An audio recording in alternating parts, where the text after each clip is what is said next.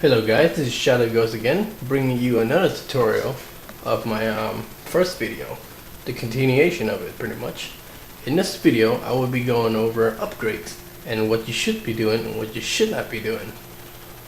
Before I was talking about the difference between a tower and the keep, and trying to get supply into the tower and keep, and here's why you want to get supply into the tower or the keep. At every keep or tower there's going to be a quartermaster, and he's going to always be located under a supply depot. So you're going to go and talk to this quartermaster and say, I'd like to order an upgrade. As you can see, it's going to give you all kind of upgrade possibility. The main upgrade you want to always go for is in this format. The first thing you want to go for is reinforced walls. Then you go down the list, because you can't build this until you build that. You're going to have to go this first, get the walls reinforced, get the door reinforced. And don't go for fortify the keep first. Ignore that until the last. So should be the last thing you do, and I'll tell you in a minute why. The next thing after a reinforced door is to go for a cannon, then go for a mortar, then get into a waypoint. A tower, however, it won't have a waypoint. So after you finish building the waypoint to not waypoint, but after you finish building the mortar into a tower, you can start doing fortify. However, for a keep, always go for the waypoint first before going for a fortify. Other thing you can do is if you have enough people with you or on the map to hold down a keep and keep supplying, keep bringing in the supply in. Another way you can bring it in is pretty much escort these Zodiac. You can speed buff them and make them go a lot faster.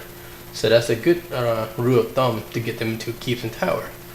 If you have enough people to be doing that kind of stuff, you should always hire a second worker, because every time you order an upgrade, it's always going to be one worker doing the job. However, if you hire a second one, it's going to be a lot faster. So if you hire a second worker, then you start doing all these upgrades, the walls, the doors, and etc., etc. It's going to be built a lot faster. And as you see, when I click onto a reinforced walls, it has a supply number here. Also, it costs money. So if you see somebody working on something already, don't try to click on something else and screw them over, because it does cost money. So don't be that little troll that pisses everyone off. It's just not funny. Anyway, to activate it, you need to have the amount of supply inside the keep. As you can see, the supply inside the depot right now is 1,700. However, this keep is already fully upgraded, so I can't really buy it. But when it's not upgraded, that's what you can do. You have to have the matching amount of supply in your tower or your keep to activate one of these stuff. So that's how you upgrade a tower or a keep. And now I will start telling you why you should be doing that kind of stuff. Alright, real quick. Okay. This is why. A door or a wall will always start at the very first level, which is pretty much going to say wall and gate. And they will have very low HP, also very low defense. So when a group of enemy, like I explained earlier in the last video about orange swords, if you have about 25 more players coming to attack your tower or your keep, having a paper door or regular door, they're gonna melt that door right really fast and breach inside and take your stuff. So you always want to upgrade it. Therefore, you upgrade your walls first, then you get your doors. Once you get your door, then do everything else pretty much. As you can see, this keep is fortified and it's reinforced, so it's a lot stronger, and it takes once it's upgraded, it's gonna take them a lot longer to be able to breach it. So you have enough time to come there and defend. Otherwise, you will lose it very fast. The next thing I'm going to be going over is, let's go back to the waypoint and the fortified wall. Remember why I say do not do fortified wall first? Because fortified wall would take 2,000 supply to build it. And let me show you that real quick. It takes 2,000 supply to build it. So you want to get everything else first, because this is why. let me show you what mortar and a cannon can do before you get any other stuff up. After you get that wall and that gate up, now you have a lot of defense. You can get a cannon up. What cannon can do is, if the siege have no, if that keep has no sieges to defend the keep, you can use these stuff as a backup weapons and stuff to hold them off while your teammate builds sieges to defend. Cannon pretty much gonna be do direct damage. However, you see how close this cannon is? Yeah, that means the enemy can pretty much AoE and melt you. So even though you have a cannon, sometimes is not very helpful because that's gonna be the first thing they go for. The second thing they probably gonna go for, but having this also help because it slows them down.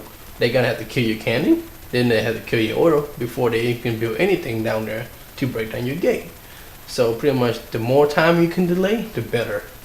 Anyway, oil is pretty much just gonna drop lava down there.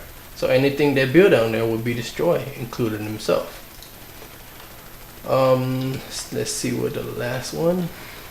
The last defense mechanism that that's gonna be included in your upgrade is gonna be called a mortar, just over here. There you go. I'm at the mortar. Mortar can fire pretty far. The longer you hold down this meter, as you can see right here. There you go. The longer you can hold down this meter, the farther the mortar will shoot. So these kind of, and pretty much 1 and 2, I mean 1 and 3, you can move it left or right. So these are the kind of stuff that you can use to defend your tower or keep if there's no siege. And I'll explain this is why, because as you can see when I click on the mortar, there's no decay timer. For example, if I click on this ballista over here and you see this little siege decay timer, it says 34 minutes. If nobody uses these these stuff and within the timer, when the timer run out, it's gonna disappear. So how to prevent these stuff from disappear is very simple. If you ever have time, just log into Where Visitors Were, go to Our Home Borderland, go to one of these 3 towers or keeps. Well, not tower, but go to the 3 keeps and just refresh them. This is how you refresh a siege. You go on it, you go next to it actually. You press F, now you're on it, now you get off. And look at it now. Now it's at 59 minutes instead of 30 something minutes. And that's just how you refresh something. It's very easy. You don't even have to fire it. You just gotta get on it and get right off.